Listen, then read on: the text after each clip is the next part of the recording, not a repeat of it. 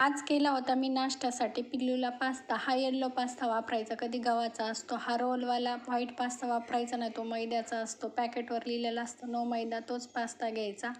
हा मुलांना नाश्त्यासाठी दिला तरी योग्य असतो. पिल्लूला पास्ता फार आवडतो, छान झाला म्हणतो. तिकडं डब्यासाठी आहोंच्या केली होती मी मसूरची डाळ, कारण की आज भाजीसाठी काहीच नव्हतं. इकडं डब्बा भरून घेतला. डब्यामध्ये मी 3 चपाती देते आणि त्यामधला थोडासा तुकडा काढून घेते. अहो 2च खाता, पण एखादी एक्स्ट्रा असू द्यावं म्हणून 3 दिल्या होत्या. इकडे डब्बा वगैरे भरून घेतला, डब्बा पॅक केला, कारण की आज सकाळी खूप घाई असते कामाची. पटकन असा डब्बा दिला की मी केला आहोंना बाय, कारण की मला पुढचे कामं आज चतुर्थी होती.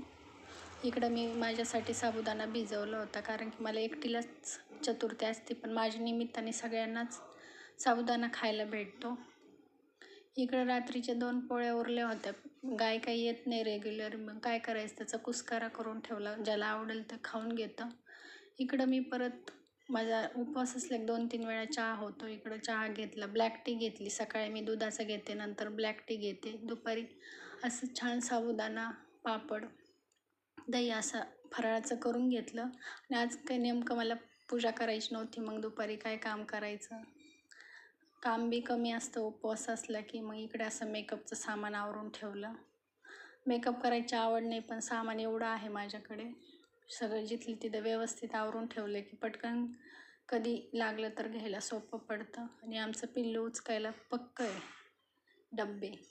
इकडं माझं 1 ग्रामचं मंगळसूत्र वगैरे छान ठेवून दिलं मी, कारण की त्याला हवा लागली की ते ब्लॅक पडतं. इकडे छान असं ड्रावरमध्ये सामान ठेवून दिलं. प्लीज माझे व्हिडिओ जर आवडत असेल तर लाईक सबस्क्राईब करायला विसरू नका. बाय बाय, भेटू.